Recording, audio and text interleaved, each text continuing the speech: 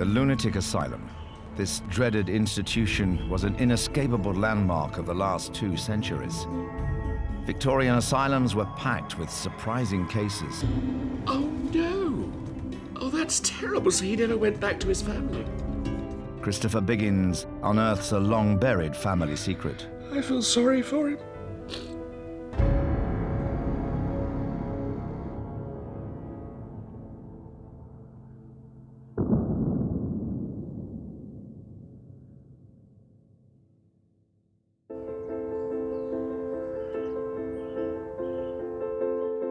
The Victorians built Britain's asylums with high-minded ideals of helping the insane. But that optimism collapsed under the weight of numbers. And in the early 20th century, life for inmates would go from bad to worse. In 1915, one such patient was Christopher Biggins' great-grandfather, Isaac Parsons. Christopher wants to find out about Isaac's time in the Wiltshire County Asylum. Hello. Hello, Christopher. I'm Margaret Moles from the archivist here. Margaret, how lovely to see you. He's come to Wiltshire History Centre to find out more. Now, here is my great-grandfather, Isaac Parsons, and his family, his wife and children. And I can't work out which is my grandfather, but I know that's my great-auntie Vi. She looked exactly like that right up until the time she died. I mean, it's amazing. And there he is, that's Isaac. And I know that he was put into an asylum. That's all I know. Christopher wants to find out why Isaac was branded a lunatic at the age of 46. We know that he was admitted in 1915. Yes. And this here is the medical register. Oh, there we are. There he is. Mental disorder, recent mania? Mania, that's right. And this is the cause. What's that? Prolonged mental stress. Asylum doctors had many explanations for the causes of madness, but by today's standards, some of them look bizarre. Well, alcohol, which is very interesting, epilepsy, eccentricity. Well, I should be there now. I mean, masturbation. What, too much of it, do you think? How fascinating they would put something like that in. Doctors observed Isaac's behavior. Talks constantly, one subject of conversation running into another without intermission. Well, I understand that totally. That's a family trait. Reported what he said. Thinks his wife has been carrying on with other men.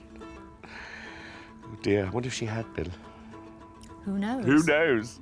And described his appearance. Expression maniacal. Oh dear, that doesn't sound too good, does it? This is a photograph that was taken of Isaac when he was admitted. Oh my goodness. He looks ghastly there. He looks ill. He looks ill, and he does look like a maniac. I mean, if you take this picture of him, where he looks very much the gentleman, looking marvellous, black hair, black moustache, and there's those piercing brown eyes. They're rather frightening in a way. I mean, he looks as though he should be in an asylum. But Christopher is shocked to discover how long Isaac was there. Discharged or died 25th of October 1919. Oh my God, so he was in there a long time? He was in there 4 years, Oh. yes. I can't believe he was in that long. Oh dear. I don't like that. In the early 20th century, there were over 100,000 people locked away in asylums. Doctors were increasingly pessimistic about their patients, and a new crisis was about to push the system to breaking point. Wow, this is very... Christopher Biggins has just discovered his great-grandfather, Isaac Parsons, was admitted to the Wiltshire County Asylum in 1915, and he fears the worst. I'm trying to be as positive as possible, but even though it's lovely outside, inside, I think that there could have been things that weren't very pleasant going on. Well, you have to realise that the moment Isaac goes in, It's 1915. It's in the middle of a Great War, and for many historians, the First World War is seen as the darkest point in Britain's asylum history.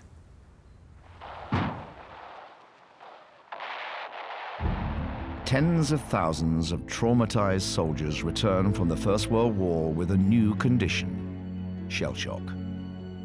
And the war also created an emergency in Britain's asylums as doctors and attendants joined up, leaving a skeleton staff in charge of massive institutions.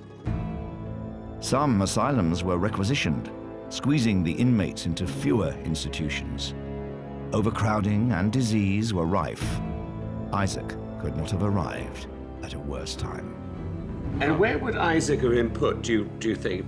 From Isaac's case reports, when he first enters, he's seen as excitable, but he's not seen as dangerous. So I imagine that he would have been in one of the tranquil and convalescent wards. Where's that? So this will be around here. Would he have been locked up? Absolutely, all wards would have been locked at night. Do you think he would have been treated well here? When Isaac enters the asylum, it's crowded and it's difficult to offer any kind of individual treatment regime. With no drugs other than basic sedatives, Isaac's treatment consisted of a rigid daily routine working on the asylum's farm. But it was increasingly clear that the asylum was not making people better. That therapeutic optimism, which first inspires the design of the asylum, has all but been exhausted. This building is built for 250 inmates. By the time he arrives, there's about 800 people. Oh. And 800? 800. And a vast majority of those inmates are not being cured. For an institution which had been built to cure, this was a catastrophic failure. Doctors were keen to shift the blame onto the patients. This is a moment when people believe that a large part of mental illness is born through inheritance. It's actually written in the bones. And the insane begin to be seen as a race apart. They're evolutionary accidents. They're degenerates.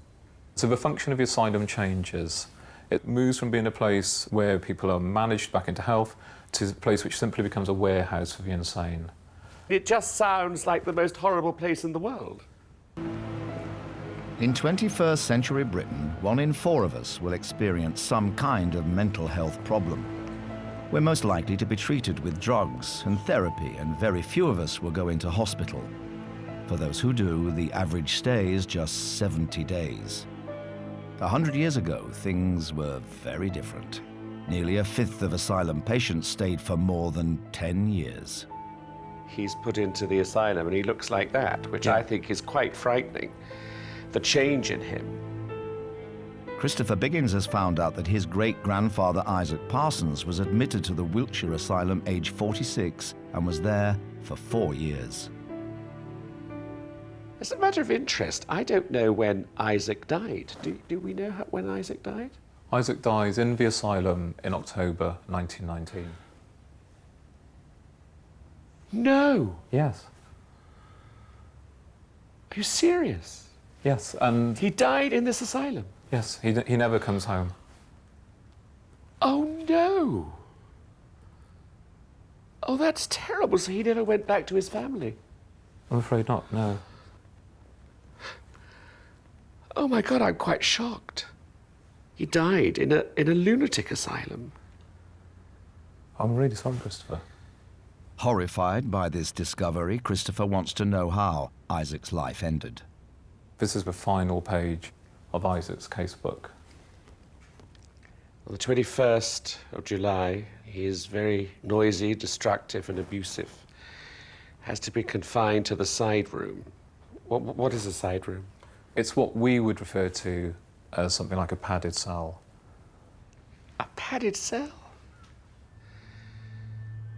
As infamous as the asylums themselves, the padded cell was used when patients were especially disturbed.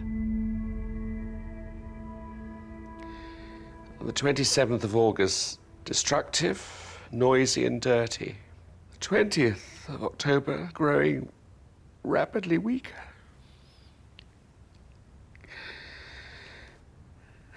On the 25th of October 19, he passed away. Cause of death, General paralysis of the insane.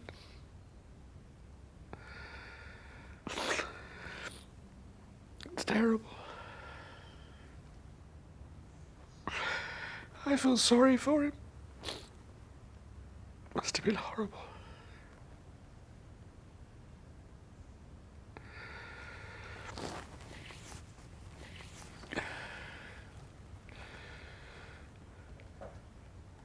I can't believe it.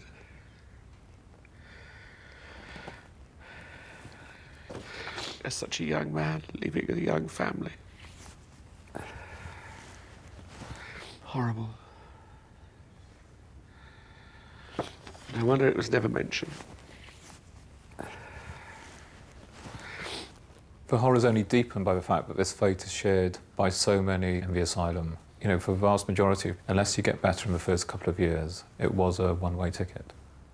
Isaac died of general paralysis of the insane, known as GPI, the final fatal stage of syphilis. Around a third of long-stay male patients were suffering from this disease.